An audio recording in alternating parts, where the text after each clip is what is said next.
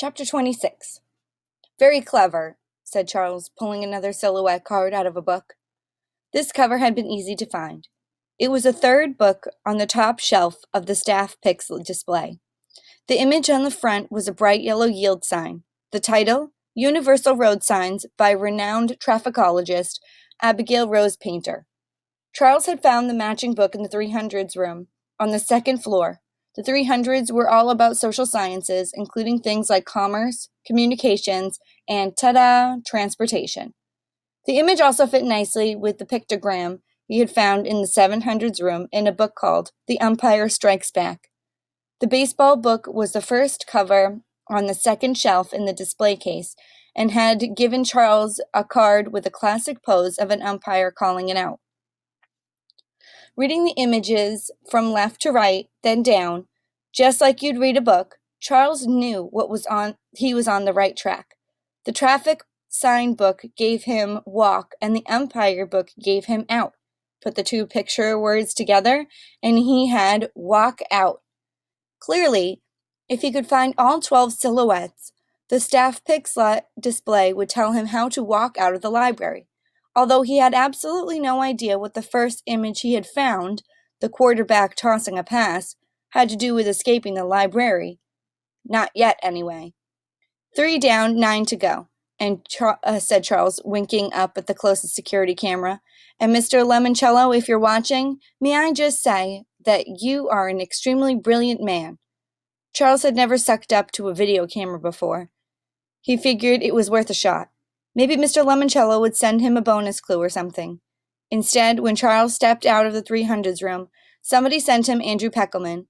The goggle-eyed library geek was sputtering mad as he rushed down the steps and stomped around the second-floor balcony. Stupid library, stupid Lemoncello, stupid Sphinx, and Sekhmet.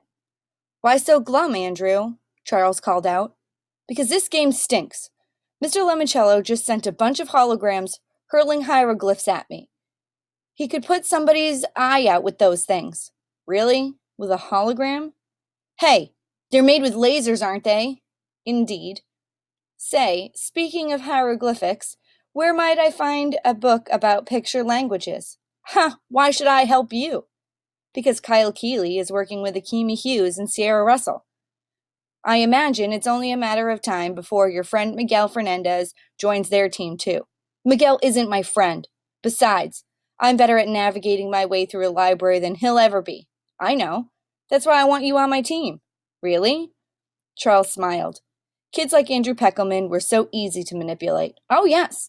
Work with me and I guarantee you the world will know that you should be the head library aide at Alexandriaville Middle School. The 400s, blurted Peckelman. Pardon? That's where you'll find books on hieroglyphics and all kinds of languages. If you want secret codes, those are in the 600s room. The 650s, to be exact. Charles shot out his hand. Welcome to the team, Charles. Welcome to Team Charles Andrew. The new teammates stepped into the 400s room. For some reason, it was pitch dark and smelled like pine trees. Bienvenida. Bienvenue. Widami Wukashiba. Welcome, boomed a voice from the ceiling speakers. This is the 400s room, home to foreign languages. Here, Charles and Andrew, you can learn all about your new American heritage. A bank of spotlights thumped on. Charles and Andrew were face to blank face with a row of 4 featureless mannequins. An overhead projector beamed a movie onto dummy number 2, turning into a perky woman who looked like a flight attendant. Hello, and welcome to your American heritage. I'm Debbie. Let's begin your voyage. That's okay, said Charles. We're rather busy. Let's begin your voyage, the mannequin repeated. Charles sighed. Obviously, there was no way to turn this silly display off. He might as well speed things along by telling the dummy what it wanted to hear. Fine, but can we go with the abridged version? We're in a bit of a rush. Yeah, added Andrew. We have to escape before noon tomorrow. The woman, whose body remained frozen, while a movie made her face and costume spring to life, reminded Charles of the graveyard statues from the Haunted Mansion ride at Disney World. While we research your family trees, she said, please enjoy this short and informative film. Is this part of the game? Andrew whispered to Charles. Possibly. Pay attention for any bonus clues. Okay, what do they look like? Who can ever say? A screen behind the life-size dummies leapt to life, with all sorts of scratchy images of people huddled together on the deck of a boat near the Statue of Liberty. For decades, narrated the ceiling voice, public libraries have proudly served America's newest citizens, the immigrants, who flocked to these shores yearning for the freedom to build their own American dreams. Charles really wasn't interested in this kind of stuff. His ancestors were all Americans. The only language they spoke was English.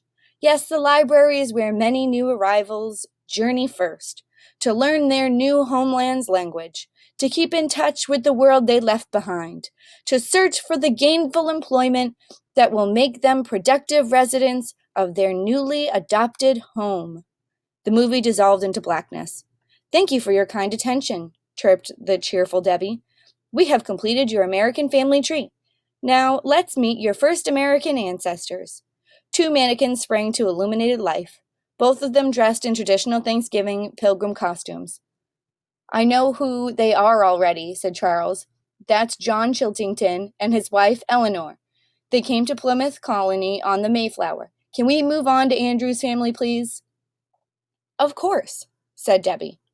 The mannequins quickly went through Andrew Peckelman's ancestry. Apparently the family name had originally been Pickleman, because they made pickles. After a prolonged parade of pickle people, the dummies took on the guise of Andrew's most famous ancestor, a guy in horn-rimmed glasses and a tweed sports coat named Peter Paul Peckelman. I appeared on the TV game show Concentration in 1968, he announced, and won a room full of furniture and wood paneling for my rumpus room. Charles smiled. He knew the TV game show Concentration was very similar to Mr. Lemoncello's phenomenal picture word puzzler, one of the games he had picked up at the toy store. Peter Paul Peckelman's claim to fame was further confirmation that piecing together the picture puzzle would show Charles how to escape the library. He'd been right. The dummies had given him a bonus clue.